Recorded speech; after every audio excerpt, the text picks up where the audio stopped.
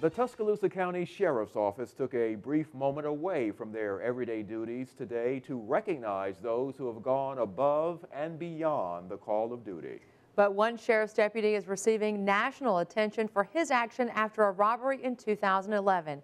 WVUA's Jennifer Edwards has more in tonight's top story. Thanks, Lynn and Phillip. Tuscaloosa County Sheriff's Deputy Darren Strong says when he chose becoming a sheriff's deputy as a career, he never thought receiving national awards would be a part of the job. But that's exactly what's happening to Strong. For Tuscaloosa County Sheriff's Deputy Darren Strong, responding to a robbery call at Sumner Grocery in Holt on December 23, 2011 was just a part of his job. I knew that that's what the people that live here expect me to do whenever I take an oath to be a deputy. They expect me to act no matter what the circumstances be. Strong says while trying to apprehend a robbery suspect, he received a gunshot wound to his right thigh by the suspect, which ultimately caused some severe nerve damage in my right leg, and that's where the rehabilitation, the lengthy rehabilitation came in. And that nerve is still healing now. Strong is back on the job, but with 2 awards from the National Sheriff's Association under his belt. The Medal of Valor for bravery and the Purple Heart for sustaining an injury in the line of duty. I like to help people. I think it's very important to have people in the world who are willing to sometimes sacrifice things to help other people who maybe at times can't defend themselves or do things for themselves.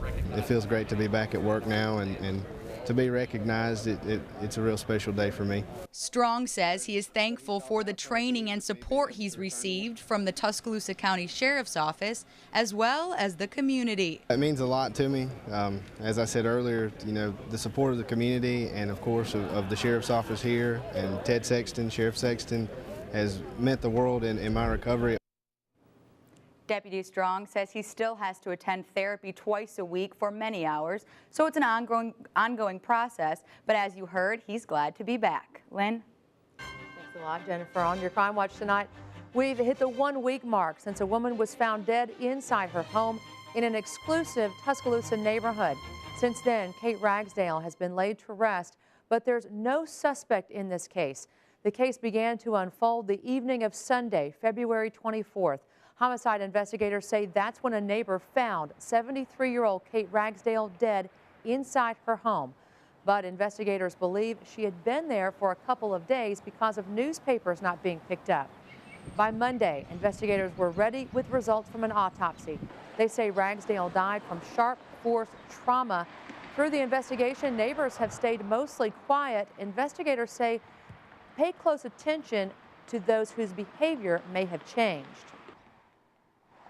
He or she will be under extreme duress or stress, and his behavior will be noticeably changed. Those closest to him, his friends, his peers, his family, will notice a change in behavior that will be obvious, and we are hoping those people will contact us with information regarding that individual. Beyond the discovery of Ragsdale's body and the release of the autopsy results, another big step in the case was the release of a criminal profile on a possible suspect. That came Friday. A closer look now at that profile created by a retired FBI profiler. He believes the suspect may be young, lives near the crime scene, and was able to walk to and from that crime scene and is familiar with the area. The profile also says the suspect showed an extreme lack of criminal sophistication and would likely be showing extreme behavioral changes following the crime. Investigators stress no one should be excluded as a suspect simply because of what this profile says. Kate Ragsdale, as we mentioned, was laid to rest Saturday in Tuscaloosa. If you know anything about this crime, investigators want to hear from you. Call Crime Stoppers 205-752-STOP.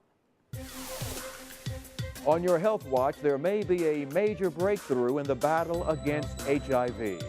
This weekend, researchers from Johns Hopkins announced that a toddler in Mississippi is the first child to be, quote, functionally cured of HIV. Andrew Spencer explains what this means and the impact this possible medical breakthrough may have on pediatric AIDS research.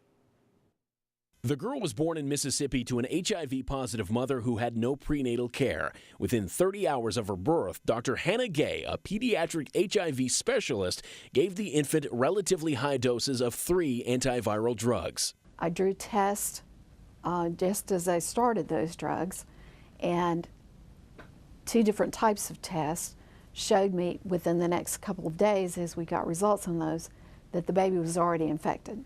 The child remained on the drug regimen for some 15 months. Then Dr. Gay lost touch with the mother. What happened later got the medical community's attention. The mom admitted that she had not been given the medicine for the past several months, and I fully expected the baby's viral load to have gone back up. But when we drew the test, we got back still an undetectable viral load. Researchers say the child is now functionally cured. That means the presence of the virus is so small, clinical tests cannot detect it in the blood. Researchers from Johns Hopkins announced Sunday that early intervention was key to this outcome. They believe this will help them cure other babies infected with HIV. And we think we can build upon that platform and build in what this case provided us is that we can use the currently FDA-approved drugs for treating infection in infants to really begin to replicate this finding. I'm Andrew Spencer reporting. And this is not the first case of an HIV cure. During 2007, an HIV-positive man battling leukemia and HIV both was cured after he received a bone marrow transplant. A brand new crystal trophy has taken its place at the University of Alabama. The Crimson Tide's 2012 BCS Championship Trophy is home, and Alabama's new trophy is now at the Paul W. Bryant Museum. It joins the other 2 Bama has won in the past 3 years. Museum Director Ken Gaddy told WVUA they've had to rearrange several exhibits just to make room for the newest trophy. And as Alabama keeps winning, we get new and new trophies all the time. So we want to keep expanding what we have in here and telling the story more and more of Alabama football. Gaddy says they also have the Foy Sportsmanship Award trophy. It's presented by ODK to the winner of the Iron Bowl each year. The Tuscaloosa Amphitheater has announced singer John Mayer making plans to return to the Druid City. As you may recall, Mayer was set to perform last April but had to cancel his entire tour due to a nodule on his throat. This year, Mayer and special guest St. Paul and the Broken Bones will take the stage Thursday, April 25th. Tickets start at $45 and go on sale this Friday at 10 a.m. For more information about this concert and others, just go to our website. That's WVUATV.com. Click on Numbers and Links. Now to California, where authorities say an elderly woman being cared for at a retirement facility died after a nurse refused to perform CPR on the woman after she had collapsed. A 911 dispatcher pleaded with the nurse to perform CPR. Here's a portion of that call. Yeah, we can't do CPR. Okay, then hand the phone to the passerby. If you can't do it, I need to hand it to the passerby. I'll have her do it. Or if you've got any citizens there, I'll have them. No. Anybody there can do CPR. Give them the phone, please. I understand if your facility is not willing to do that, give the phone to that passerby, that stranger that had that dent. This woman's not breathing enough. She's going to die if we don't get this started. Do you understand? I understand. Okay. I am a nurse, but I cannot have our other senior citizens who don't know CPR. I will instruct them. We're in a dining room. I will instruct them. Is there anyone there who's willing? Okay. Now, the retirement facility released a statement saying protocol was followed, but an internal review will be conducted. The American Red Cross has a new way to warn people about dangerous weather. It's a tornado app, and it puts life-saving information right in the hands of people who live in, visit, or have loved ones in tornado-prone areas. It's a free app, and it's available in English or Spanish and gives iPhone, iPad, and Android smartphone and tablet users instant access to local and real-time information. The app includes a high-pitched siren and tornado warning alert that signals people when a NOAA tornado warning has been issued in their area.